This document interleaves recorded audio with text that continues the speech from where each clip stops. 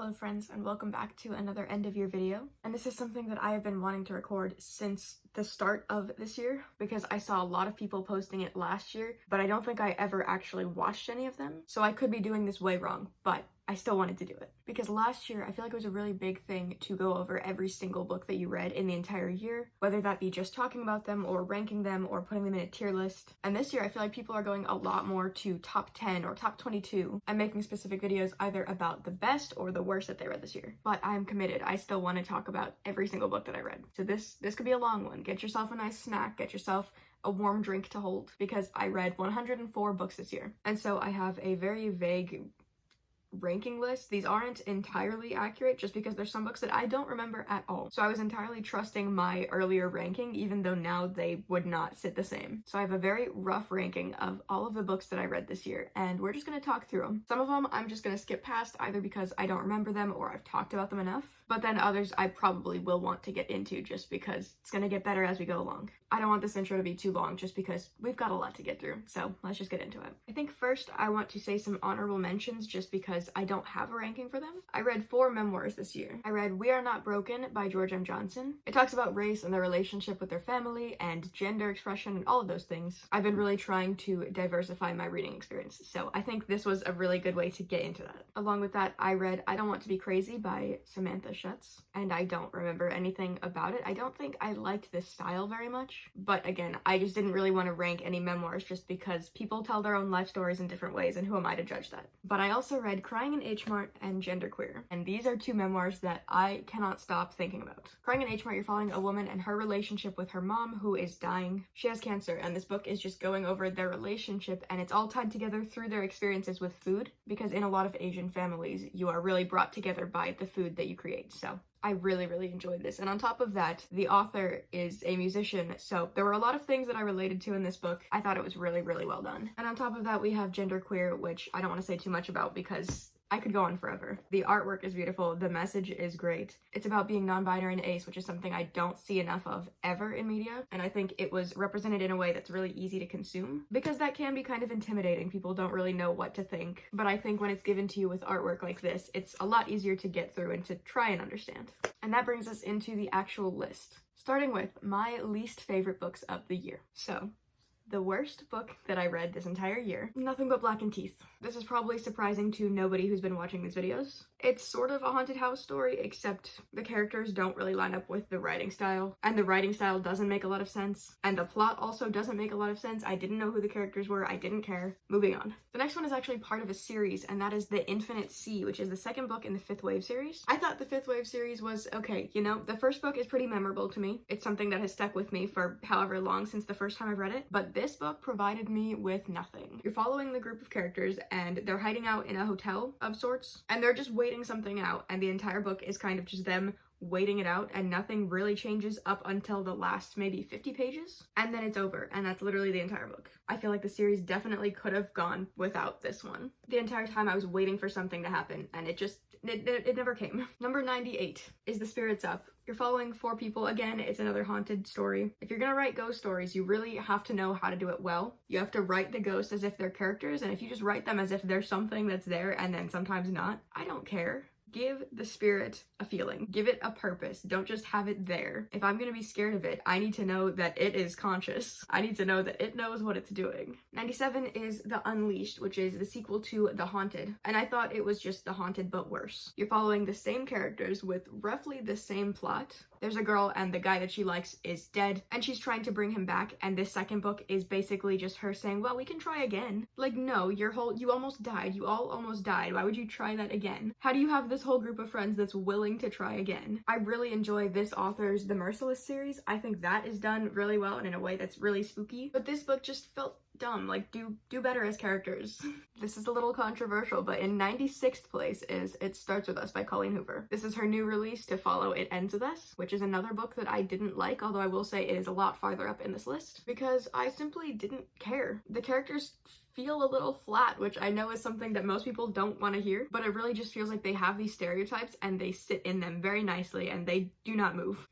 Sorry, have yet to find a Colleen Hoover that I like. 95 is a book that now Maris owns, but that is Tender is the Flesh. It's about a man living in a world where there was a virus that made all animals unable to be eaten, or they're all dead or whatever. You can't eat animals, so the government reverted to eating humans. And they have the same processing plants and everything that you would have for animals, but with people. And you're following the main character who is gifted a person, and he's not supposed to have super close contact with one, but he just has it in his house. And I saw somebody recently saying that this was one of their favorite books because they really liked how it's something that's realistic, and they like how that's something that the government would do. But I just didn't feel it, because sure, the government like could do that, yes, but I don't know what about that makes it an interesting story. I don't know, maybe I'm just not big brain enough and I didn't understand the deep government messages behind it. 94 is Harry Potter and the Cursed Child. I don't need to say more. 93, My Sister the Serial Killer. I didn't like it purely because you're thrown into the story that's already happening. You don't really have time to feel for the characters. You don't have time to see them as good people or see the reasoning behind what they're doing because it's already happening. Number 92 is Someone Who Will Love You in All Your Damaged Glory. It's the same person who made BoJack Horseman, so I was expecting something that's a little bit silly but also has really dark topics.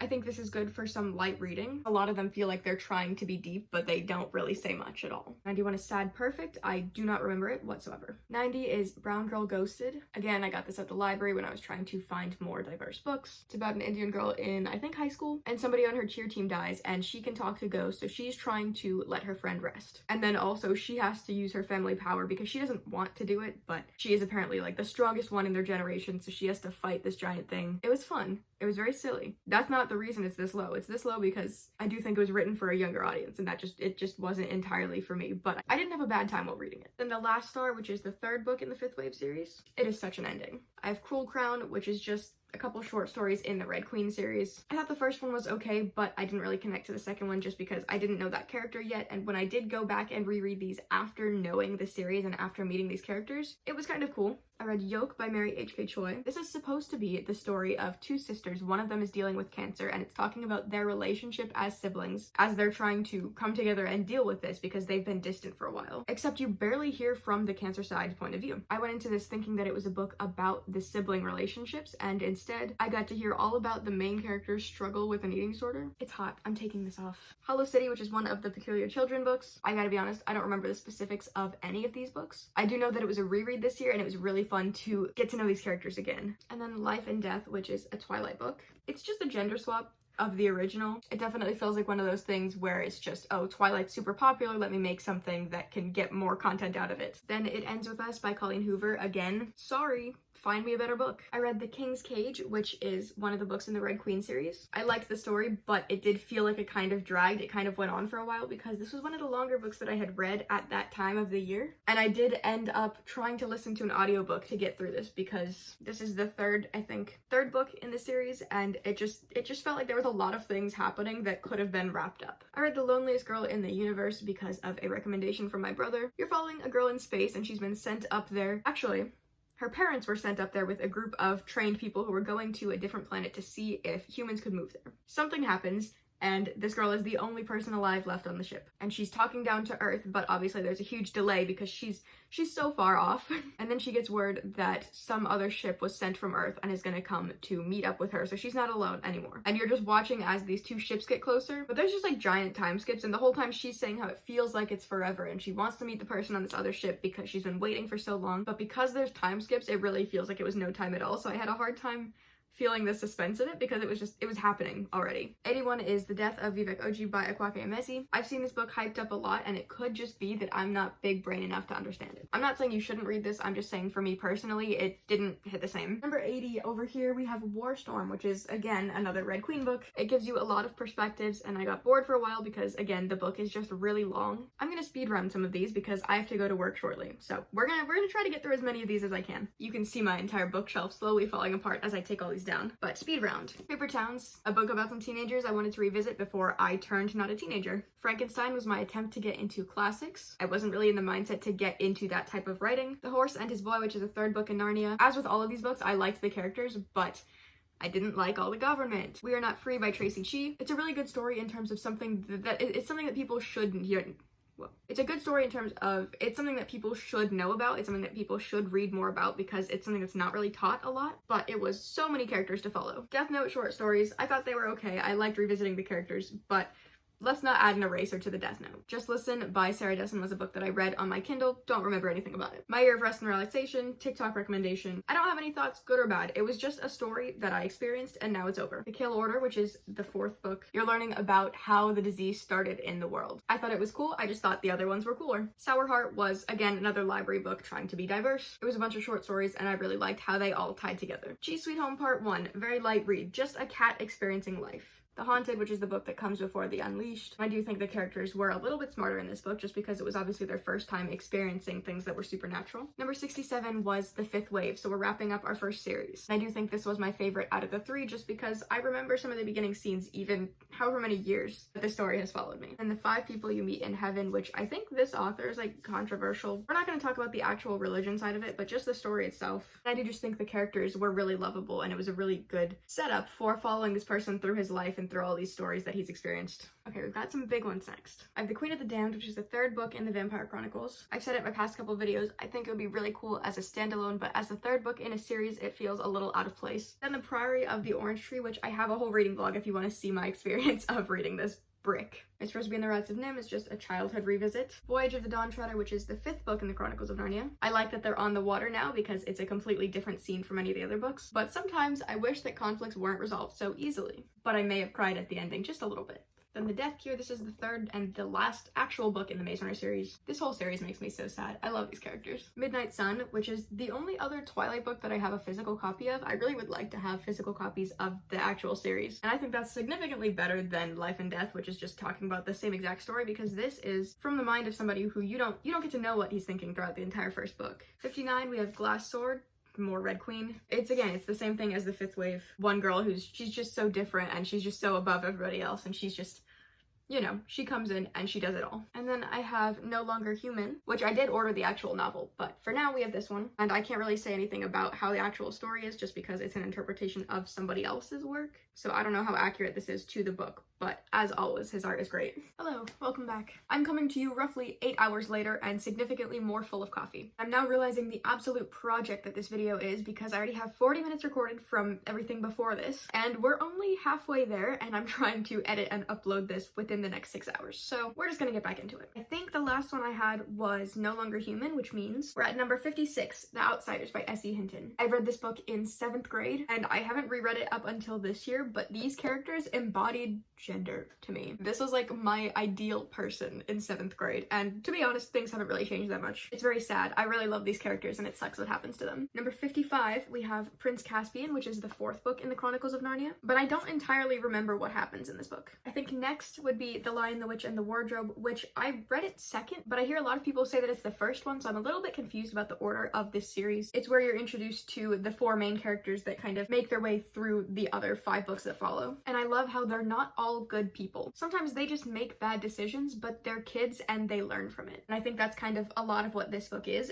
just they're being thrown into this world that they've never seen before, and you're seeing just all the different ways that somebody could react to it. And then obviously as the stories go on, they get accustomed to this new place. Number 54 is The Silver Chair, again, 6th book in Narnia. I really like this one just because it's the only one where they have a defined quest. They're given specific, here are the things that you need to do, and you have to do them in this order at this time or else it'll all mess up. So you're really rooting for the characters and you really get frustrated when they get off track. And the whole time I was trying to remember what these tasks are that they need to do, and I got frustrated when I couldn't remember what they were. So I was like, I know this is important and I want to pay attention so that I can catch it before the characters do, but I was just as distracted as they were. I really like that the main conflict of this story kind of wraps around to something that they saw at the beginning. Then I have the 5th volume of Death Note. I really enjoyed how this is compared to how the show is, just because I think there's something that happens in the book that is never brought up and it never happens in the show. I watched it forever ago, but I'm watching it right now with Kaylin, and we watched the 2nd to last episode last night, and I think we're finishing it tonight, so we'll see how that goes. Then Chi Sweet Home, which again, cat vibes, no plot. I like this one a lot more than the first one just because this is where Chi starts to meet the neighboring animals. There's just so many friends in this book. Number 50, we're over halfway through this list. The Red Queen by Victoria Aveyard. I do think that the actual series is pretty cool as it goes on because you get to see this rebellion building up, but like I keep saying, it just really dragged on. Tilt by Ellen Hopkins. I really like the writing style of all of these books. If you can see, I have a couple more sitting back there, but I really enjoy them because they're all spaced out, and the start of each spacing has different words sometimes that'll line up and create a different message, and you can see the different parallels with the way that stuff is written, and I really enjoy reading these books. They are a lot of the times about darker topics, so definitely be careful going into them, but I love reading all of these books so much. I really want to get more of them. And especially because a lot of the time the characters that are in these books can relate to the characters in other books by her. You don't have to read one to know the other, they're just vaguely mentioned, and I love when that happens in books. Library of Souls, don't remember it at all. The Liminal Zone by Junji Ito, it's one of his more recent releases. The artwork is pretty horrifying, but if I'm not looking at it, I'm not really thinking about it, I'm not really remembering the story. But when you're reading it, it is so good. Then I have the first book, Miss Peregrine's Home for Peculiar Children, which I actually do remember and I do really enjoy. I think the idea of time travel, and actually the more I think about it, the more I love this series as a whole. I've only read these 3 books because I didn't know that there were more, and now I know there's like way too many, so I don't know that I'll ever continue, but I do really like the idea of like the generational thing and him coming back to these people that his grandpa knew, and I really like the way that they have pictures to aid the story. I think that is such a cool addition. It really makes the story feel that much more real. Death Note Volume 3, I got a little bit bored of the businessman plot because if you know the story, a lot of this book is based on the part where the Death Note is passed off to a company for a while and they're just kind of using it for financial gain and all this stuff. I said it for Narnia, I'll say it for this. I very rarely care about how the country is run. Next one is Loveless, again by Junji Ito. Hey, so this is definitely not Loveless, this is Love Sickness. Very different books. There are a lot of books around this section because the stories aren't necessarily memorable to me past the time of reading. There are some that have definitely stuck with me. For example, I don't have the physical book for it, but the one where they all go through the mountain and turn into tiny little worms, that's awful. I will never get that image out of my head. But books like this, I don't really think of past the time of reading. Books of Blood by Clive Barker. We had recently watched the first couple Hellraiser movies, I think. We at least watched the kill counts for them. I don't remember how many of the actual movies we watched, but this is just a bunch of gory stories about people not having a fun time. I know that when I was reading it, I did get a little bit bored just because they're predictable, you know? Like, you know bad things are gonna happen, you know somebody's probably gonna die in some way that you would not want to die. The story about the pig and then the story about the 2 giant people are probably the most memorable out of this. Yeah, I don't really think about this one too much outside of the time that I was reading it. The Last Battle, Chronicles of Narnia. I felt as sad as the characters did about leaving behind this world that they all got to know so well, but I do wish the ending wasn't so abrupt because it really just hits you. The Rest of Us Just Live Here is a book that I read on Kindle. If I'm not mistaken, it's by Patrick Ness. I don't remember much about it. I think maybe Alien Invasion? Maybe the book where there's weird stuff happening and they just kind of go along with it because it's just something that happens that the older people grow out of. Instead of following this main serious giant plot that's happening, you're just following some side characters who are living life. And I think that's such a creative idea because normally you're following the people where it's all suspenseful and they're dealing with everything. And in this book, you're kind of just following the outsiders. Number 40 is A Certain Hunger by Chelsea G. Summers. This is another book about cannibalism, but in my opinion, it was done much better than Tender as the Flesh. And I think part of why I liked it more is because Tender as the Flesh is from the point of view of a man. This is about a woman who's just going all at it. And I think that will be infinitely more enjoyable just because I love reading about unhinged women who are just going absolutely nuts. There are a lot of parallels between this book and that book. People doing the nasty in like a butcher shop, I think. I could be wrong, but I feel like that's definitely something that happened in both of them. Like there's weird sexual tension in the meat shop. And something that's really cool about the execution of this book is it's written as if it's from the main character, like as if she's writing a book and she's explaining why she did the things that she did. And I love books that are self-aware. Death Note Volume 2, again, just love revisiting the story. Then I have 2 more Junji Ito books. I have Dissolving Classroom and then Shiver. It's just about 2 siblings who come in and cause trouble. You're following these 2 throughout the book and they're just causing trouble, and that's really all there is to say about it. It gets a little weird. We'll move on. Shiver, more short stories. Really uncomfortable to look at. Really hate a lot of the textures that are going on this page. Hate looking at this book. It makes me so upset. Everything about this book makes me so upset. We're gonna set it down. Let's go to something nicer. Loveless by Alice Oseman. This is a book about somebody figuring out their sexuality and realizing that they are ace and aro. There were a couple parts that I cried at because it's just so pure. It's just so good and so understanding. Again, representation I don't see very much, but I love so dearly. Number 35 is The Song of Achilles by Madeline Miller. I have a couple tabs in here, but all the green ones are for times that feet are mentioned. Yes, I think it was an engaging story, but no, I could not get past how many times his feet are described as pink or the smell of them. I can't do that. I can't. Number 34 is The Bell Jar by Sylvia Plath. I definitely think it has potential if I just give it the attention that it deserves. So that is a potential reread for next year because I think I could have enjoyed it. Fantastic Beasts, which don't want to say that this author is so high up, but I love this character so much. I love the movie. This is the screenplay, so I know what the movie is like, and so the whole time I was reading it, I'm able to picture the scenes of the movie, and I feel so loved while I'm reading this. Newt just cares so much for his creatures, and you can feel that. And I love it. I read Finding Audrey on my Kindle. It's about a girl who's dealing with social anxiety. I didn't want to relate to this book, but I did more than I should have. And I do still think about this book. This was my second time reading it, but I do still think about there's a game that she plays with this guy that she meets where they go to a coffee shop and they just dare each other to do stuff. And it's a dare, so you can't back down. So even though she's terrified of people and she's terrified of being out, she was challenged to do it and she's gonna get it done. It's definitely a very cozy read. I have The Fever Code, which is more of Maze Runner, but this is following the characters in the time after the virus has started, but before they go into the maze. And I was saying earlier, I really want to do a reread, but where I read it in order of timeline, you get to see how all the characters are interacting when they're younger, and then you would get to see them go into the maze with the prior knowledge of how they already were together. Number 30 is Clean. I believe it's by Amy Reed. You're following a group of people and they are dealing with addiction, I think. It's 5 teenagers and they're in rehab, and I really like how diverse they are. Some of them come from really loving backgrounds, some of them come from really abusive households, and yet they all ended up in the same place and they're all dealing with similar struggles. And I like that it's not just a bunch of troubled people that come from really bad houses. It shows that no matter where you come from, you can still get in a bad situation, and that's still a fair way of dealing with things, and there is still a way to get help. From the library, I read Untwine, which is a book about twins who get in a car crash with their family and one of the twins dies. And it's pretty much just a story about the one who survives coping and dealing with the fact that now she is the survivor. I don't know. I feel like that's something that not a lot of people can relate to, and obviously if you're not a twin, you're not going to understand like the connection that a twin would have, but this book portrays it really well. She feels like she literally lost part of herself because you do everything together. You know everything together from the moment you're born. From before the moment you're born, you know? So, yeah.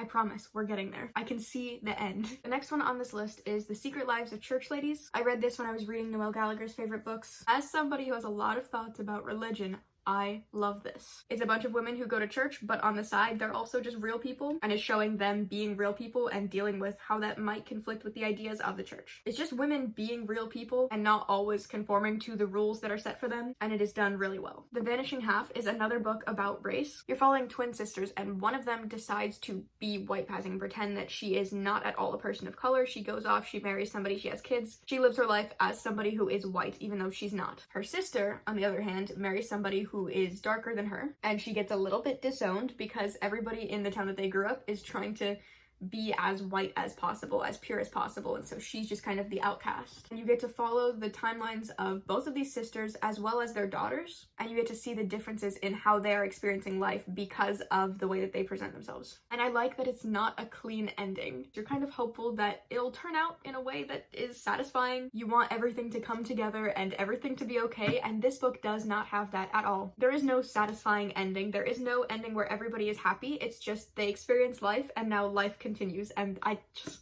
Sorry if I'm moving a little bit out of center. I'm trying to stack all of my books right next to me, and the stacks are getting a little bit excessive. Next is The Midnight Library by Matt Haig. It's kind of stereotypical. It's kind of predictable. You're following a woman, and she's kind of given up on life, and she is being presented with all the other paths that her life could have taken if she had made little changes, or if she had strived for different goals. And it's kind of cliche, you know, like, appreciate what you have type of message, but I read it in the middle of moving house, and we were living with my grandma for a couple months because this house wasn't ready and we weren't allowed to stay in our other house, so we were very much all over the place. So it was nice to read that book and to hear that it is okay to appreciate where you are even if you think a lot of things in your life suck. Every Last Word by Tamara Ireland Stone. You're following a girl in high school and she has OCD, but she doesn't want anybody to know because she doesn't want anybody to think that she's weird. She makes a friend who introduces her to a group of poets and they all talk and have their spoken poetry together. And I thought it was just a nice little high school story about this girl who's struggling mentally, but she's trying her best. And then bam, hits you with a twist that I did not see coming at all. Next up on this list, we have Interview with the Vampire. I watched the movie before I read the book, which I think was my mistake, because the whole time I was reading this book, up until page 150, it dragged. I was reading this book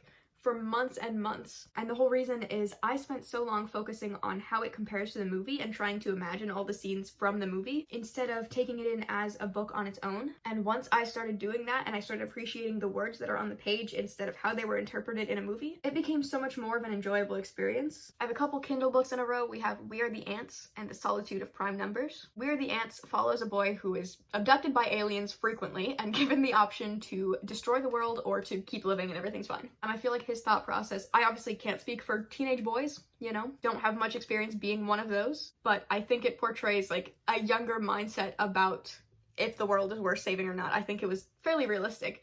It wasn't too cheesy. It was just like, genuinely, here is the world that I, as a young person, am seeing. Is it a world I would like to continue being in? At The Solitude of Prime Numbers, you're following two characters, and I don't remember exactly what's going on. At the start of this book, you're being introduced to these characters, and they just don't have a good start. And they kind of go in and out of each other's lives, and it's just two people who are living, and it feels very disconnected. And it's kind of contradictory of me because I know a lot of the time I say that you need to connect and you need to feel for the characters and all of this stuff, but I think this book was done in a way that it feels intentional. It doesn't feel like they just don't know how to make you relate. It feels like this author could have, but chose not to. Number 21 is 7 Days in June by Tia Williams. I don't read a lot of romance, but this one focuses on two writers who know each other when they're younger, they disconnect, and then long time later they meet back up for 7 days. I didn't care for the romance bits, which sucks when you're reading a book about romance, but this book also talks about race, it talks about chronic illness, it talks about relationships between mother and daughter, and a new man being introduced into their life and how that could impact the way that they see each other. It just felt very real. I said, woman, you are 64 years old. We're in the top 20 books of the year. Let's get this done. I have to edit so much. Magician's Nephew by the Chronicles of Narnia. No. Magician's Nephew by C.S. Lewis, part of the Chronicles of Narnia. This is the introduction to the whole world. You're following these two kids, they have rings, they go to this new world. And one thing that I did not expect was that you meet these characters and they're only briefly mentioned in the other books. They are really not relevant at all. They're there for the beginning and they're there for the end, and that's about it. Matilda, nostalgia read. One of my favorites when I was a kid, and I will forever say that it's one of my favorite books just in general. Love her with my whole heart. Look at how boring this cup is. I'm so sad that we're done with holiday cups. If We Were Villains, Dark Academia, following a group of kids in Shakespeare Club. The only thing is it was a little bit confusing just because I'm not good at reading theater talk. If you give me a play, I will not understand a word of what they are saying, and there are full pages in this that are written through lines of Shakespeare's work, and I just was not following it. But I love morally gray characters, and I love any book that's like this. The Secret History too. Death Note Volume 4. I said that the last book had dragged because Light had no memory up until that point, but in this book, it's back in full swing. Then a very, very popular book, we have The Seven Husbands of Evelyn Hugo by Taylor Jenkins Reid. This was the first book I had read by her, but I do plan on reading a whole lot more. For some reason, it's stained yellow. I don't know why. I don't know what happened. This is somewhat an interview of Evelyn Hugo, and you're kind of learning her life through the 7 husbands that she had. I enjoyed it because normally I get confused by a lot of characters, but I wasn't really ever mixing up the husbands. They all feel like their own people. But I will say the reveal at the ending, I didn't really understand. I feel like it wasn't as big of a deal as the characters made it seem, so, you know. It does still feel like a real story, and I really like the way that the characters are developed because you follow her from childhood up until where she's doing the interview, and it feels very complete, I guess. Alright, final 15. In 15th place, we have Bunny by Mona Awad. It's somewhat Dark Academia, but it just kind of goes off a little bit. It goes into a weird psychological realm. You're following Samantha, and she's going to school, and there's a group of girls called bunnies. They call each other Bunny all the time, whatever. And she gets invited to join their secret club. If you like unreliable narrators, if you like having no clue what's going on, this is that book. It's very similar to The Haunting of Hill House, which we will talk about in a moment, where You start off with this character and she's just living life and she doesn't really expect anything strange to happen, and then something weird will happen and the character will be a little bit confused, but they won't really touch on it too much. And then the farther you get into the story, the more weird it becomes and they don't recognize it anymore, and you start to just kind of watch things devolve, really. In 14th place, we have The Nightingale by Kristen Hanna. This is a very highly rated book on Goodreads. You're following two sisters during, I think, World War II? Yes. And they have very different approaches to the war. One of them is trying to fight and one of them is just trying to stay out of trouble. And both reactions are valid because it would suck to be in this position. And along with that, you're following, you get to see the relationship with their dad, and I can't handle that. It's really just like 500 plus pages of getting to know these characters way too much, and you can't get upset at anything that they do because who knows how you would react to those situations. It just sucks. The next book on this list is All the Right Places. This is the same as Matilda. It's one of those things that I say is like my all-time favorite just because it's something that carried me through so much of my life. And my reading experience this time was not as good as all the previous times that I've read it just because I'm no longer this age, so it doesn't really relate to me in the same way, but I will still forever love these characters and everything that they've given to me. I use it to press flowers now, so if you flip through it ever, you will just be greeted by random drying flowers. In 12th place, we have The Haunting of Hill House by Shirley Jackson. This is another recent read that Kaylin chose out for me. Same thing as Bunny, unreliable narrator, stuff just goes downhill very quickly. It's very fun. It's a very fast read, but it's very fun to get through because you just have to kind of give in to the story and just let whatever happens happen. In 11th place, we have The Maze Runner. This is kind of the series that got me back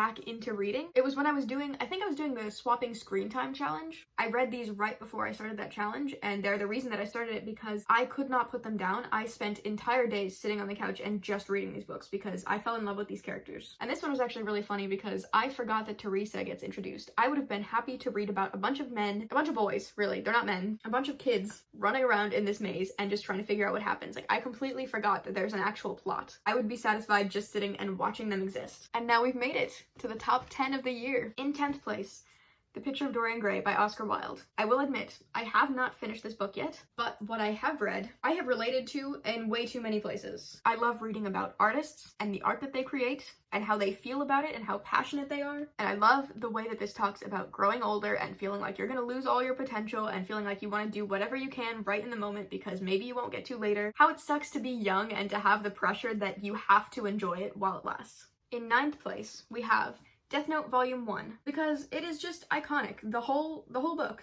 I love the setup to the series. I love everything about it. In 8th place, we have Death Note Volume 6. And then, I'm switching this around. I wrote this last night, but I'm changing my orders. In 7th, I'm putting Looking for Alaska. I really love the characters. I love the friendship. And in a weird way, this is a comfort read to me. Then in 6th place, I'm putting The Vampire Lestat. You're following Lestat, who you meet from a distance in the first book because you're following somebody that he had turned into a vampire. So now you're learning about him and why he's a vampire and all his journey before the first book. And it is so interesting because in the first book, you're taught to dislike him. The only reason that he's so cold and he's so aggressive and all of this stuff is because of this past, and I think it is represented so well, and his struggle with his humanity in the same way that it's just so good. I loved meeting all the characters and I loved seeing all of their backstories and how it all ties in together. It's really good. That brings us to the top 5. Here they are. Can you guess? 5th place is The Scorch Trials. Kind of a weird one to be up here, but I was so upset by the things that happen in this book. I keep saying it when I talk about this. I wished that they could go back to the maze because it would be better than what happens to them in this book, and I hated seeing such bad things happen to them. There's lightning striking the desert and they're all running and trying to find cover, and it describes what happens to somebody who was struck by lightning, and it made me so upset. I think that alone is what put it in the top because I cannot stop thinking about that description in particular. In 4th place, Daisy Jones and the Six. This is another recent read, so I don't even know if it would be up here if I hadn't read it so recently. It's an interview from all of the members of a band in the 60s or 70s. It deals with addiction, it deals with troubles of being a father in a time like this, in a situation like that. He's dealing with addiction, he doesn't feel like he's good enough to be a dad. Some of us can relate.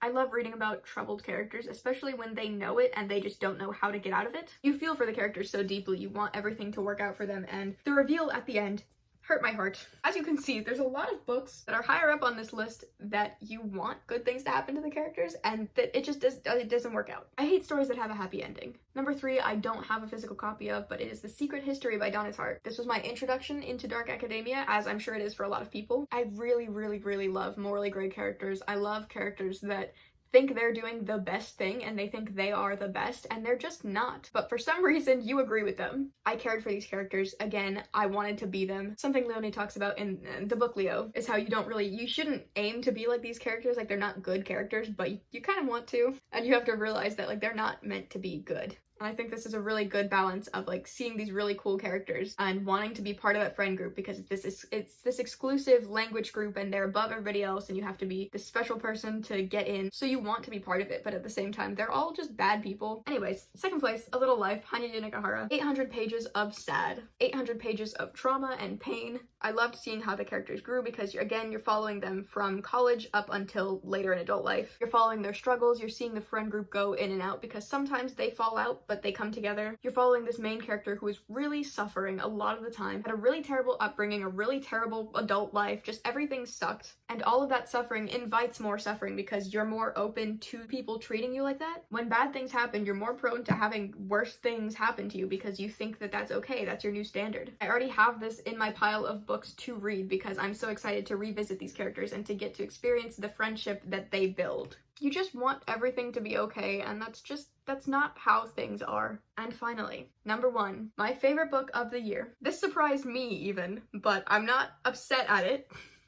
It's It by Stephen King. My top book of the year is It by Stephen King. It is 1,200 pages. Let me explain why. Obviously, Stephen King is problematic. That is not why it's my favorite, obviously. I don't like that at all. There are some parts that are really uncomfortable to read about because why are we describing these things? This is my top book of the year because I have not stopped thinking about it since I read it in October. The second I finished reading it, we watched both the movies, and I was ready to pick it up and read it again, which it has to be a really good book if it's 1,200 pages and you're not sick of them. This book jumps between timeline. You get to see the characters as children and as adults, so you get to see their growth as people. You get to see how they deal with the trauma that they faced as children and how it kind of manifests into their adult lives. I loved seeing their friendships in this book. I cannot stop thinking about these characters. And I think as a book concept, it is done so well because in the book, it's described as whatever is the most scary to them. So when you're reading it, you're able to picture what is most scary to you. How would this thing present itself that would be the most horrifying to you? Whereas in the movie, it's shown to you. So it's whatever is scary to the creators. I also really, really liked the whole thing of losing their memories once it's over and once they all leave the town, because I read this now and I'm gonna forget certain parts of the story. And if I ever come back and reread it, I'm gonna be introduced to the story and to the characters and to the conflict in the same way